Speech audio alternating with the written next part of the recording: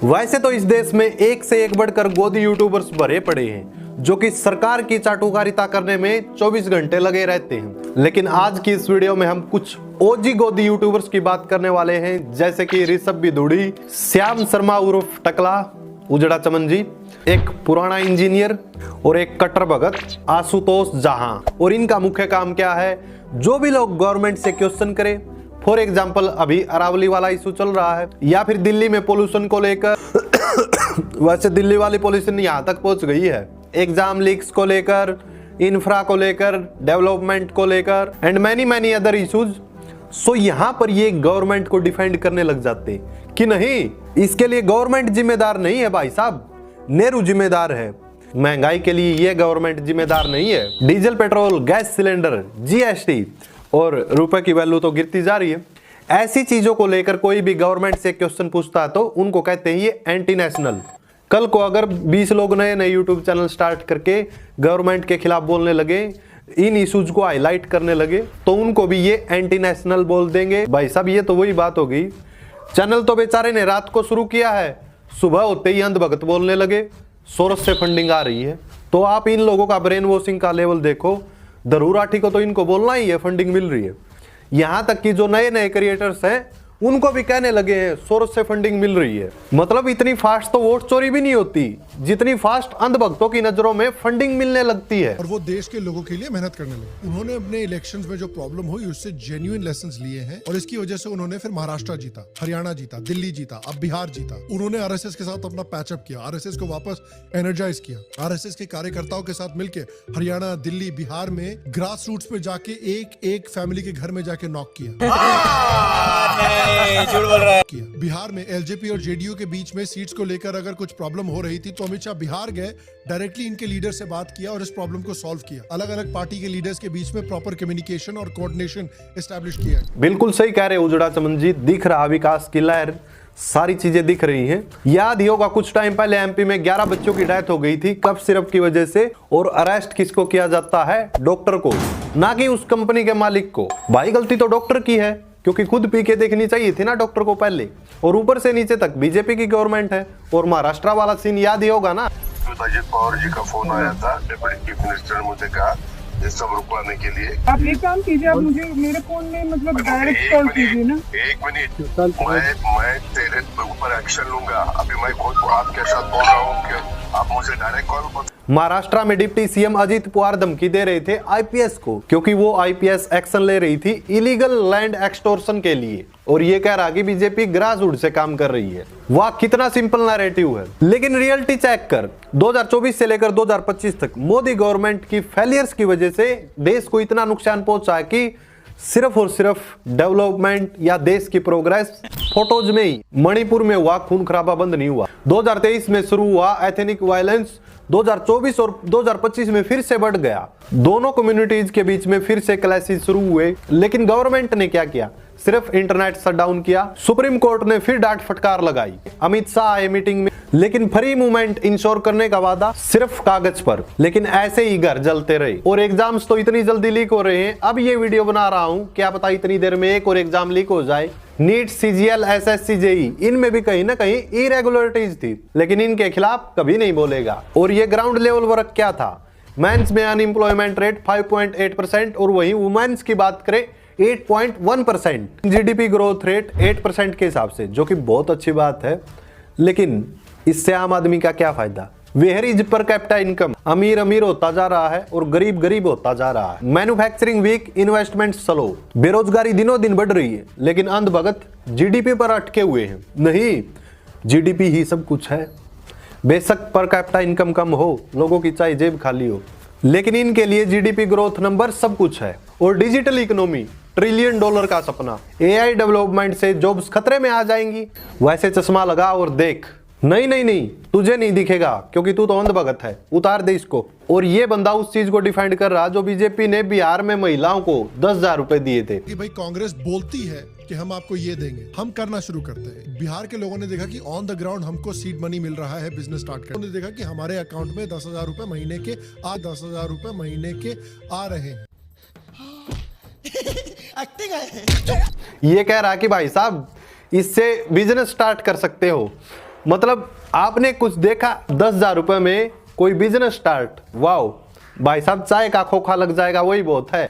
बिहार वालों को 10,000 रुपए दिए और सेल्फ एम्प्लॉयमेंट के नाम पर पागल बना दिया। जब ये स्कीम लाई गई थी तब अपोजिशन ने भी इसका विरोध किया था कि ये पब्लिक फंड से वोटर्स को खरीदा जा रहा है। यही तो खास बात है हमारे डेमोक्रेसी की। इलेक्शन कमीशन ऑफ इंडिया से इलेक्शन कमीशन ऑफ बीजेपी बन चुका है। अब तो बिल्कुल हद हो गई क्योंकि ये स्कीम बिल्कुल अनडेमोक्रेटिक थी, इलीगल भी, और वोट बाइंग का सीधा एग्जाम्पल है ये। और तेरा ये बिजनेस ओपनिंग वाला एग्जाम्पल सिर्फ पीआर स्टंट है।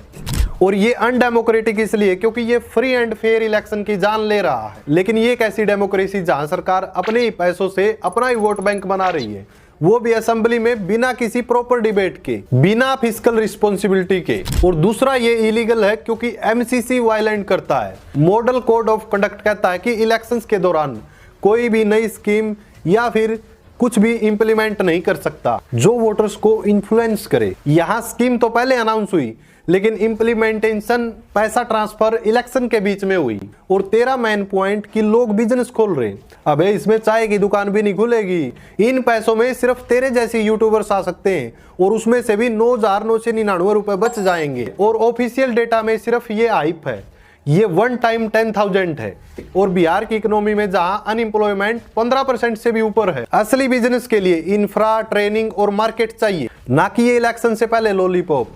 अभी जो रिसेंट में दिल्ली में ब्लास्ट हुआ था उसको लेकर इसने भर भर कर हेट फैलाई कि देखो मोहम्मद ये वो, मतलब मुस्लिमों को टारगेट किया। एक सेकंड नहीं हुआ ब्लास्ट के बाद, उसके बाद इन्होंने इसमें बोलना शुरू कर दिया कि प्लीज यार इसमें हिंदू मुस्लिम मत करना, प्लीज यार, आई डोंट लाइक इट। मतलब एक इस्लामिक आतंकवाद का अटैक जिसको मोहम्मद नाम के एक बंदे ने किया है, जिसने इस्लाम और ओला के लिए ये किया है, जिसका रिलेशन जैसे मोहम्मद जैसे इस्लामिक ग्रुप्स के साथ है, जिनका गोल है कि काफिर हिंदुओं को डिस्ट्रॉय करना है क्योंकि इस्लाम उनको एक कमांड देता है कि काफिर को डिस्ट्रॉय करो और दारुल इस्लाम भारत में बनाओ। उसका हिंदू मुस्लिम से कुछ लेना देना नहीं।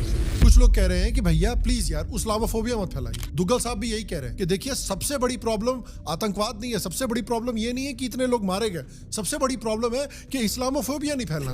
लेकिन ये भूल गया कि जो रोहतक की डॉक्टर थी उसका धर्म क्या था। लेकिन ये भूल गया कि अभी जो शर्मा पाकिस्तान के लिए जासूसी कर रहा था उसकी कास्ट और धर्म क्या है।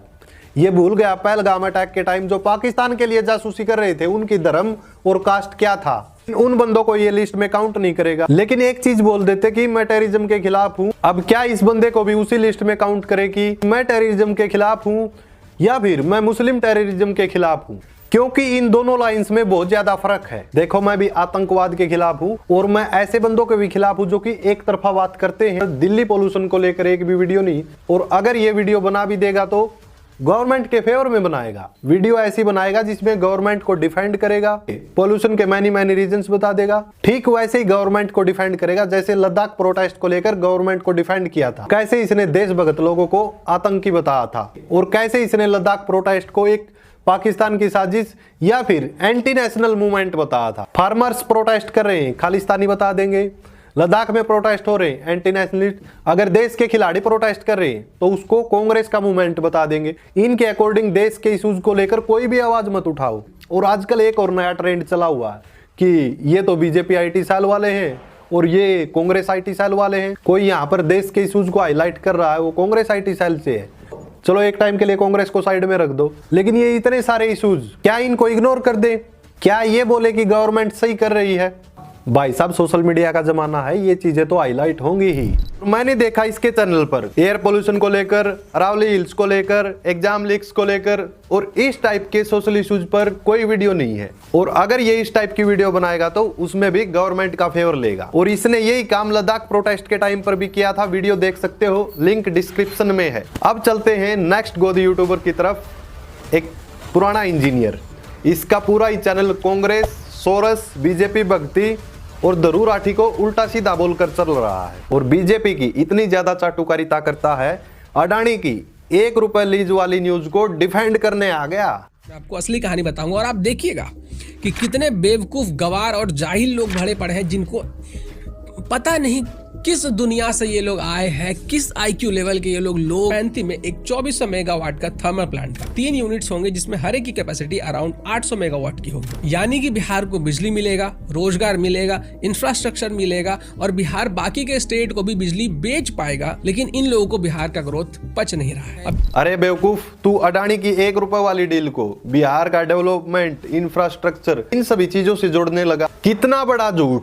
ये सीधा लुटेरा सिस्टम है। जहां मोदी नीतीश गैंग ने 1050 एकड़ भागलपुर के पिरमपति में अडानी को 33 साल के लिए 1 रुपए पर एकड़ जमीन दे दी, और वो भी कोयल बेस्ड थर्मल पावर प्लांट के नाम पर, जो 29,000 करोड़ रुपए का इन्वेस्टमेंट है, लेकिन असल में बिहार को 25 साल में 62,000 करोड़ का नुकसान पहुंचाएगा। Ex power minister RK. Singh ने खुद एक्सपोज किया कि ये फिक्स्ड चार्ज इन्फ्लेटेड है। रेट 2.75 पर यूनिट नॉर्मल की जगह 4.16, हर साल 2,500 करोड़ का लॉस, चाहे बिजली लो या फिर ना लो।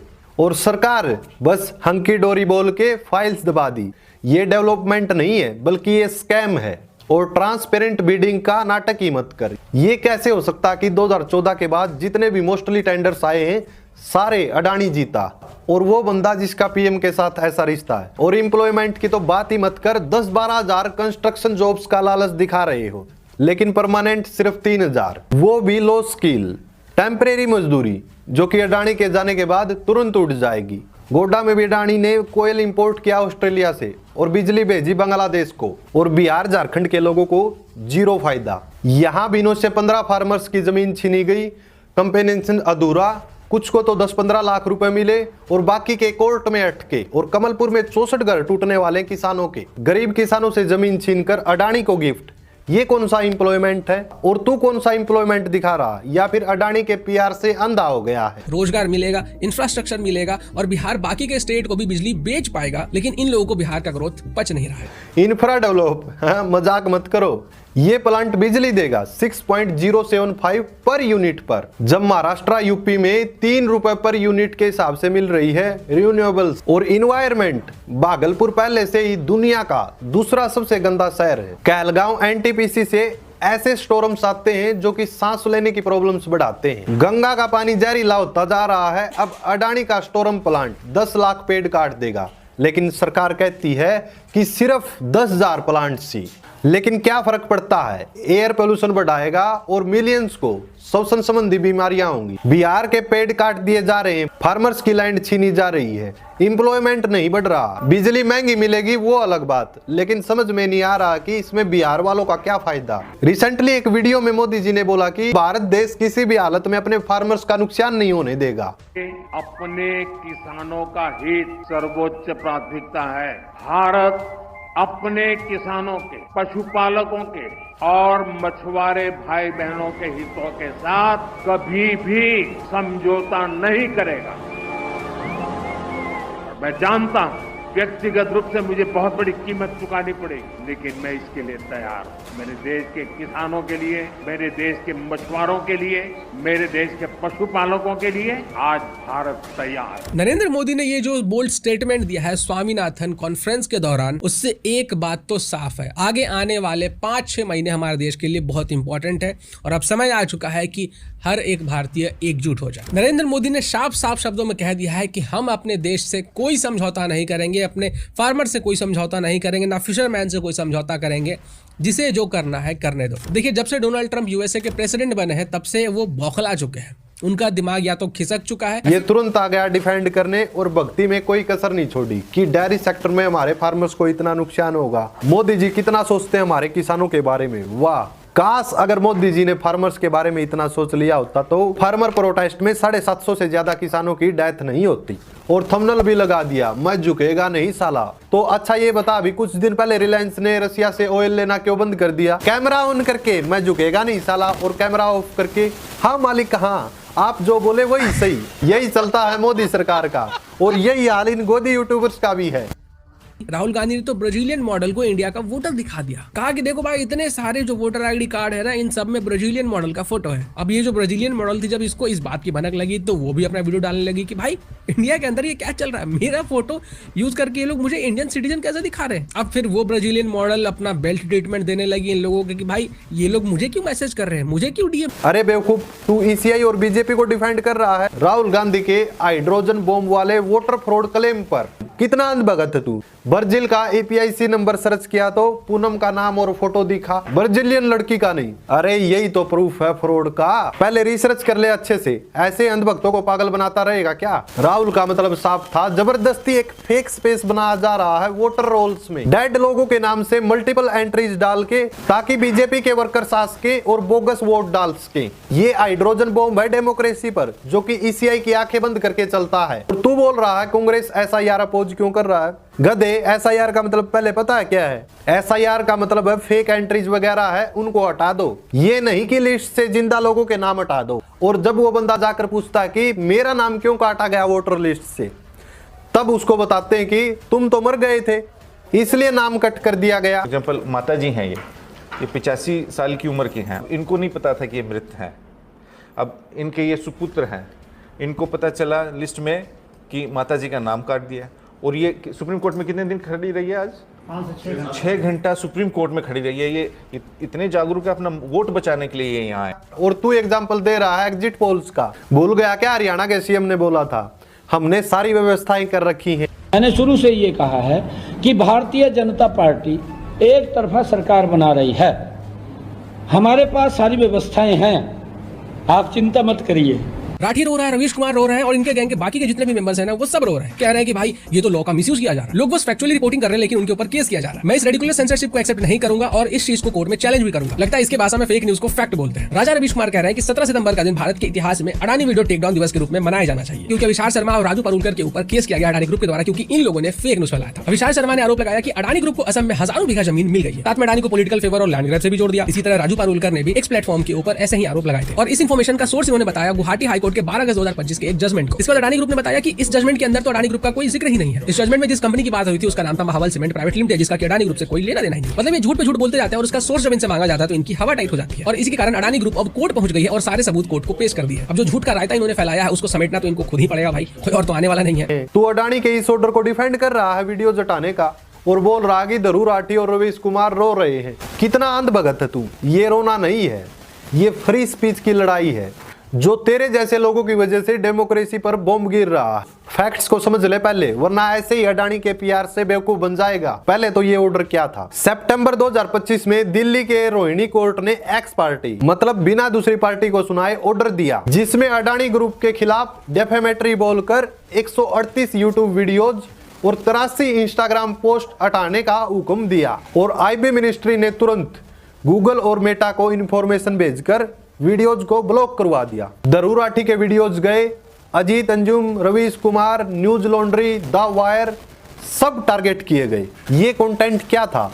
हिंडनबर्ग स्कैम पर एक्सपोज, अडानी के स्टॉक मैनिपुलेशन, सेबी फेलियर्स और करोनी डील्स पर सच्चाई, जो कि पब्लिक को जानने का हक है, लेकिन अडानी को नहीं चाहिए क्योंकि वो मोदी जी के दोस्त हैं। ये डिक्टेटरशिप का साइन है, जहां अमीर लोग कोर्ट को खरीद लेते हैं और अपोजिशन को दबाते हैं। IFJ ने भी इसे प्रेस फ्रीडम पर अटैक बोला। और तू बोल रहा है रो क्यों रहे हो?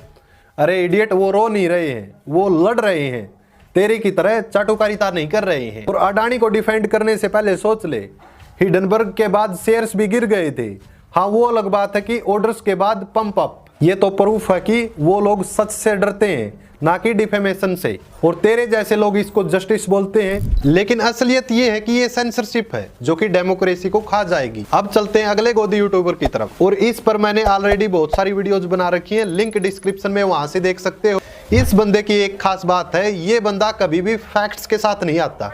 चाहे देश का इश्यू हो, चाहे देश बाढ़ में जाए, इसको बस अपने पापा का बचाव करना है। अब इसके चैनल पर जाकर देखो लॉन्ग वीडियोज। एग्जाम लीक से रिलेटेड कोई वीडियो नहीं, अरावली हिल से रिलेटेड कोई वीडियो नहीं, दिल्ली पोल्यूशन को लेकर कोई वीडियो नहीं। अगर भूल चूक कर इसने कोई वीडियो बना भी दी तो इसके पापा को डिफेंड करेगा बस। हुआ क्या था कि फरवरी 2025 में कुणाल कामरा के अगेंस्ट जो वायलेंस हुआ था, उसको ये जस्टिफाई करने आ गया। तो जो जितना भी बैकलैश है वो हैबिटेट को ही फेस करना पड़ गया। और ऐसा भी नहीं है कि हैबिटेट को पता नहीं था, उसको अच्छे से पता होगा कि कौन जो कॉमेडियन है या आर्टिस्ट है वो कितना एक तरफ झुका हुआ है या फिर वो सिंपल कॉमेडी करता है। तो कुणाल कामरा का ऐसा तो है नहीं कि कोई हिस्ट्री नहीं रही, अच्छी खासी हिस्ट्री रही है जो वो एक ही आइडियोलॉजी को या विचारधारा को बार बार टारगेट करता है। तो हैबिटेट को ये पता ही था और हैबिटेट ने बहुत सारे कुणाल कामरा के शोज जो है वो पहले होस्ट किए हुए हैं। तो मिक्स्ड सी बात है कि सही था गलत था, हर किसी का अपना ओपिनियन होता है। क्या मतलब है भाई, कॉमेडियन कॉमेडी नहीं करेगा तो और क्या कर सकता है, उस पर बहुत सारे केसेज हैं। ऐसा तो अक्सर हमारे देश में होता है कि कॉमेडियन जो कि जर्नलिस्ट बनते हैं और जर्नलिस्ट जो कि कॉमेडी करते हैं। अब समझ जाओ देश किस तरफ जा रहा है। अच्छा, कुणाल कामरा ने रेलवेज को लेकर एक वीडियो बनाई थी जिसमें कुणाल कामरा ने बताया कि कितने ज्यादा लोग मर रहे। महीने पहले बनी है, उन्होंने मेरे वीडियो से कुछ 4 फोटो उठाई और उसको मिसलीडिंग का थप्पा मारकर ट्विटर पर पोस्ट कर दिया। उस ट्वीट में न ही कोई फैक्ट थे ना ही कोई मिसलीडिंग क्लेम्स को डिबंक किया गया। हमने वीडियो में बोला लगभग 25,000 एक्सीडेंट, तो इन्होंने फैक्ट चेक में लिखा लगभग 25,000 नहीं 24,670। कुणाल कामरा ने बताया कि करीब 25,000 लोग रेलवे एक्सीडेंट में मर रहे हैं और रेलवे मिनिस्ट्री ट्वीट करती है कि 25,000 नहीं 24,700 लोगों की डेथ हुई है। मतलब कि कुणाल कामरा ने तो एक एस्टिमेटेड नंबर ही दिया था कि इतने लोग मर रहे हैं, लेकिन रेलवे मिनिस्ट्री कॉमेडी करने लगी। अरे ये तो ऑफ टॉपिक हो गए। वापस से आते हैं ऋषभ पर। अब ऋषभ के इलॉजिकल फैक्ट्स देखो खुद ही। इनका क्या सीन है ना कि जब ये कभी किसी फॉरेन ट्रिप पे जाता है, देश के बाहर, रशिया के बाहर, हो सकता है रशिया के अंदर भी ऐसा ही होता हो, पर फॉरेन ट्रिप का ही पता लग सकता है। रशिया के अंदर तो पता लगाना बहुत ही डिफिकल्ट काम है। तो जब किसी फॉरेन ट्रिप पे जाते हैं ना, और ट्रिप जब 2-3 दिन की हो या 1-2 दिन की हो या कुछ घंटों की भी हो, तो जब पुतिन फ्रेश होते हैं या वॉशरूम जाते हैं, ठीक है, यूरिन या जो भी उसमें वेस्ट मटेरियल होता है, इंसान मतलब नंबर 1 हो नंबर 2 हो कुछ भी हो, ठीक है, उसमें वेस्ट मटेरियल जो होता है ना, तो पुतिन की जो सिक्योरिटी स्टाफ है जो आसपास का, वो उस वेस्ट मटेरियल को भी पॉलिथीन में पैक करके फिर सूटकेस के अंदर डाल के उसको रशिया शिफ्ट करते हैं। कोई सेंस है इस बात? काश ऋषभ तू ढंग के स्कूल से पढ़ लेता तो ऐसी बातें नहीं करता। जिस टाइम वोट चोरी का मुद्दा उठा तो बोला कि अभी इस टॉपिक पर बात नहीं करनी चाहिए, अभी नहीं करनी चाहिए, थोड़ा पुराना हो जाएगा तो लोग भूल जाएंगे, तब इस टॉपिक पर बात करोगे। हुआ फिर इंडिया में आए तो सीधे वोट चोरी की बात शुरू हो गई। राहुल गांधी वाला जो सेगमेंट है उस पर मैं कुछ नहीं बोलता, क्योंकि भाई देखो इतना हार्डकोर एलिगेशन लगाने से पहले हमें सोचना पड़ेगा। एट द सेम टाइम जो ये वोट चोरी वाली सीन है इस पे भी डिस्कशन होना चाहिए, लेकिन अभी नहीं। जब चारों तरफ से जब इस देश के लोग क्वेश्चन करने लगते हैं, इंडिपेंडेंट जर्नलिस्ट क्वेश्चन करने लगते हैं, तब ये फड़फड़ाते हैं। मतलब कि इस देश के लोग भी इश्यूज के बारे में क्वेश्चन नहीं कर सकते। अरे बेवकूफ, ये तो 2022 का पुराना कचरा है जो यूक्रेन वॉर के टाइम पर वेस्टर्न प्रोपेगेंडा के लिए बनाया गया था और अगस्त 2025 में अलास्का समिट के टाइम पर फिर से वायरल हुआ। ऋषभ फैक्ट चेक कर पहले, ये बिल्कुल झूठा रूमर है। ना क्रेमलिन ने कंफर्म किया, ना कोई क्रेडिबल एविडेंस। द वायर ने एक्सपोज किया कि ये न्यू कोल्ड वॉर लोक साहित्य है, पुतिन को XKBG वाला पैरानोइड दिखाने का नाटक, ताकि हेल्थ रूमर्स फैले। असलियत ये है पुतिन हेल्दी है, जिम जाता है, जूडो खेलता है, स्विमिंग करता है। ये सब कुछ उनकी इमेज खराब करने के लिए ट्राई किया था जब यूक्रेन पे अटैक शुरू हुआ। अब तेरे जैसे अंधे लोग इसे सच मानकर फैला रहे हैं। यार इनका बस चले तो अभी रिसेंटली हमारी इंडिया की लड़की को चाइना वालों ने इनवैलिड पासपोर्ट करके बोल दिया, क्योंकि उसके पासपोर्ट पर date of birth Arunachal Pradesh लिखा था और चाइना का कहना कि अरुणाचल प्रदेश हमारा है। One of the officials from the Chinese immigration came over and singled me out of the queue, took my name and something and took me out. So I asked her what is happening, and she basically didn't say much and just basically asked me to follow her. And then she went on to say, Arunachal, not India, China, your visa not acceptable, your basically passport is invalid. मुझे समझ नहीं आ रहा कि हमारे देश के opposition leaders आज इस घटना के ऊपर सवाल क्यों नहीं उठा रहे। मतलब कि बेशर्मी की हद है यार। मिनिस्टर सब कुछ, फॉरेन मिनिस्टर एनडीए के, पीएम तक भी एनडीए के, लेकिन उनसे एक भी क्वेश्चन नहीं, क्योंकि पेमेंट की प्रॉब्लम हो जाएगी। कहाँ गया लेजर वाली आंखें दिखाने वाला और लाल आंख दिखाने वाला? लाल आंख दिखाने की तो बात दूर, यहाँ तो देश में अपोजिशन से क्वेश्चन हो रहे कि तुम चुप क्यों हो। और इंडिया गठबंधन जब पावर में रहे तब पूछना इनसे ऐसे क्वेश्चन कि तुम चुप क्यों हो। और अब एक ऐसे अंधभगत यूट्यूबर की बात करते हैं जो कि पाखंडी बाबाओं को डिफेंड करता है। फॉर एग्जांपल इसकी ये वीडियो देखिए। वंडरफुल, दूसरा अक्षर क्या है अंग्रेजी का वाइफ में? इंस्ट्रूमेंट। तीसरा अक्षर क्या है? एफ। आर। चौथा अक्षर क्या है? ई। एंजॉय। अब फुल फॉर्म क्या बन गया वाइफ का? Wonderful instrument for enjoy. आनंद के लिए एक आश्चर्यजनक उपकरण, खिलौना है वाइफ। और हमारी भारतीय संस्कृति। इस वीडियो को थोड़ा सा कंटेक्स्ट दे देता हूँ। यहाँ पर श्री रामभद्राचार्य जी भारतीय संस्कृति, पति पत्नी और वेस्टर्न कल्चर के हस्बैंड वाइफ का डिफरेंस बता। अब ये बताओ यार, इसने ये फलाना डिमकाला एग्जाम्पल देकर तो बता तो दिया, लेकिन हकीकत और एक्चुअल बात ये है कि इनकी सोच यही है कि महिलाओं को एक एंजॉय करने की चीज समझते हैं, तभी तो उसने ऐसा बयान दिया था। और जब बाद में न्यूज फैली, वीडियोज वायरल हुई, तब उसके अकल ठिकाने आई। फिर इन भक्तों ने सोचा कि हाँ डिफेंड करना पड़ेगा, कुछ नया तरीका ढूंढ कर लाते हैं ताकि इमेज खराब ना हो। अब जितनी भी संत भक्त ने वीडियो बना रखी है, सारी वीडियोज में इलॉजिकल फैक्ट्स। आप कोई भी वीडियो उठाकर देख लो, मतलब कि किसी भी वीडियो को उठा लो, वहीं पर गवर्नमेंट की वाहवाही। और इन जैसे लोगों को लगता है कि पब्लिक तो आंख बंद करके बैठी है, और ऐसे ही घटिया लोगों को ये डिफेंड करने के लिए आ जाता है। मतलब सारा ही चैनल इसका धर्म के नाम पर चल रहा है। कभी एजुकेशन पे बात भी करनी है क्या? डेवलपमेंट पे बात करनी है, इंफ्रा पर बात करनी है, जीएसटी पर बात करनी है? नहीं करनी, क्योंकि तुम जैसे लोगों के कारण ही तो देश इतना पीछे चल रहा है। तुम्हारे जैसे लोगों के कारण ही हिंदू धर्म खतरे में है। व्यूज के लिए इतना गिर गया कि खुद के धर्म के संत को थंबनेल में लिख रहा है ये संत सुअर है। अंधभक्त तो देखो तुम्हारे बाप की कैसे बेइज्जती कर रहा है। ये देखिए क्या क्या प्रोपेगेंडा फैलाया इसने। कोई भी मूवी जब आप हिस्ट्री बेस्ड बनाते हो तो उसके पीछे कोई ना कोई फैक्ट्स होता है या तर्क होता है। अब वो तर्क अगर तार्किक हो तभी उसके ऊपर बात की जा सकती है, और इस मूवी के अंदर तर्क के आधार पर बात की है। जैसे कि परेश रावल का ये डायलॉग, मैं कोई ऐसा मकबरा कभी देखा है कि जिसके ऊपर गुंबद हो, गुंबद पर कलश हो, इसका ताजमहल का डीएनए टेस्ट करवाए।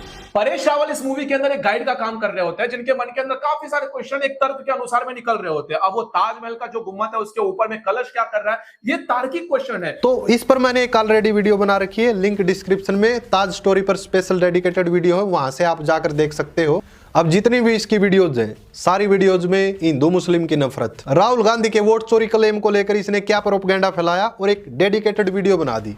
देखिए ये क्या बोल रहा है। चूंकि इसका फायदा किसे हुआ, बांग्लादेश को चाइना से हो गया और यहाँ पाकिस्तान से यूएसओ को हो गया। अब सेम पैटर्न भारत देश में भी किया जाने की संभावना है। वोट चोरी का मामला सामने लाया गया और इसी वोट चोरी के मामला के साथ लाकर बहुत सारे लोग हैं। एक व्यक्ति तो मैंने ये भी कहते हुए देख लिया कि नरेंद्र मोदी को जिंदा रहते हुए मुझे ही जुल्म की सजा मिलते हुए देखना है। मतलब इसके अंदर इतनी ज्यादा घृणा है कि नरेंद्र मोदी को जिंदा रहते ही हम लोग दंडित होते हुए देखना चाहते हैं। ये कांग्रेस का एवरेज सपोर्टर है जो अपने आप को ध्रुव राठी का टट्टा मान बैठा हुआ है। तो इन लोगों के मन के अंदर इतनी ज्यादा घृणा एक व्यक्ति को लेकर है, आप इसकी सीमा का अंदाजा नहीं लगा सकते। वैसे भी कोई फर्क नहीं पड़ता, क्योंकि तुम्हारे से तो 100 गुना से तुम्हारी तरह चाटुकारिता नहीं कर रहे, जो कि बहुत आसान है गवर्नमेंट के तलवे चाटना।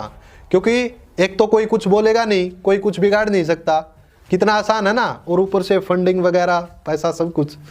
तुम जैसे लोगों ने ही पहले देश को गुलाम बनवाया था और आज भी उसी राह पर ले जा रहे हो, क्योंकि हमेशा से ही आदत है दलाली करने की। राष्ट्रवादी सोच और वामपंथी विचारधारा में क्या अंतर होता है? जहां एक तरफ स्वामी विवेकानंद के मूर्ति के सामने सारे एबीवीपी के छात्र जो जीते हैं वो आकर उन्हें वंदना करते हैं, उनके सामने प्रेरणा लेते हैं, राष्ट्रीय झंडा अपने हाथों में लहराते हैं। वही राष्ट्रीय झंडा जो कि आरएसएस ने अपने ऑफिस पर कई सालों तक फहराने नहीं दिया था, अब बड़ा राष्ट्रीय झंडा याद आ रहा है, लेकिन अपने बाप से कभी क्वेश्चन नहीं पूछेगा। क्योंकि जो रोटी तुम्हें मिल रही है वो छीन ली जाएगी और ऊपर से तुम्हारा हाल जो होगा वो देखने लायक होगा। क्या वो पाकिस्तान के लिए थोड़ा सा भी, इतना सा भी कह रहा हूं, सिंपैथी रखते हैं? अगर रखते हैं तो पाकिस्तान और भारत का जब भी ऐसा कुछ होता है, ऐसी सिचुएशन में वो कहां खड़े होते हैं? अगर देश के साथ खड़े नहीं है, ऑब्वियसली वो। अरे बार बार पाकिस्तान पाकिस्तान, तुम लोगों को पाकिस्तान के अलावा कुछ दिखता नहीं क्या? अरे दम हो तो चाइना से कंपेयर कर, अमेरिका से कंपेयर कर। ऐसी कंट्री को अपना कंपटीशन मान रहे हो जो कि बिल्कुल इंडिया के आसपास भी नहीं है, इंडिया से बहुत पीछे है। और चाइना और अमेरिका से तो तुम बराबरी करवा नहीं सकते। ऐसे ही विश्व गुरु बनेगा क्या भारत? और एक ऐसा माहौल क्रिएट कैसे होता है जो कि हिंदू मुस्लिम की नफरत से? सारे देश को पता है, पता तो वैसे अंधभक्तों को भी है, लेकिन वही बात है ना, अपने बाप की बुराई कोई सुन नहीं सकता। लेकिन ये तो तू बताएगा ही नहीं। गैस सिलेंडर के रेट डबल हो गए, पेट्रोल डीजल के दाम बढ़ गए, महंगाई आसमान छूने लगी है, जीएसटी ने कमर तोड़ दी है। वाह, मतलब इसी को कहते हैं कि हिंदुओं के अंदर डर बैठाना, हिंदुओं के अंदर डर बैठाकर वोट लेना। मेजोरिटी में हिंदू हैं और हिंदुओं को ही प्रताड़ित किया जा रहा है। हिंदू खतरे में पिछले 11 साल से, लेकिन तब खतरे में नहीं था जब देश के पीएम एक सिख और मुस्लिम राष्ट्रपति थे। 500 साल तक मुगलों का राज रहा, तब हिंदू खतरे में नहीं था। लेकिन ये साला पिछले 11 सालों से ही हिंदू खतरे में कैसे आ गया? हिंदुओं की ही सरकार हिंदू मेजोरिटी में, लेकिन हिंदू खतरे में कैसे है? वैसे तुम तो चिल्लाते थे ना भारत से गद्दारी करने वाले सिर्फ मुस्लिम ही है, लेकिन ये पाकिस्तानी एजेंट पकड़े गए, इनमें से तो बहुत सारे हिंदू थे। तो आपने देख ली इन गोदी यूट्यूबर्स की सच्चाई कि कैसे अंधभक्तों का ब्रेन वॉश करते हैं, दिन रात हिंदू मुस्लिम, देश के अदर इशूज पर कोई ध्यान नहीं। अब सेम ऐसा ही इसका हाल है, अरावली के इशूज पर कोई वीडियो नहीं, एयर पोल्यूशन पर कोई वीडियो नहीं, बनाएगा तो वीडियो गवर्नमेंट की साइड लेगा। इन जैसे आरामखोरों का यही काम है, तलवे चाटना और देश की जनता बाढ़ में जाए, हिंदुत्व भी बाढ़ में जाए। सिर्फ हिंदुत्व के नाम पर अपना धंधा चलाना है, वरना हिंदुत्व जाए बाढ़ में। लोगों को बेवकूफ बनाते हैं, अंधभक्तों को ब्रेन वॉश करते हैं ताकि अंधभक्त इनको सपोर्ट करें। वेल, आपको कैसी लगी ये वीडियो कमेंट करके जरूर बताएं, और अदर वीडियोज भी देख सकते हो, लिंक डिस्क्रिप्शन में है। Thank you so much friends.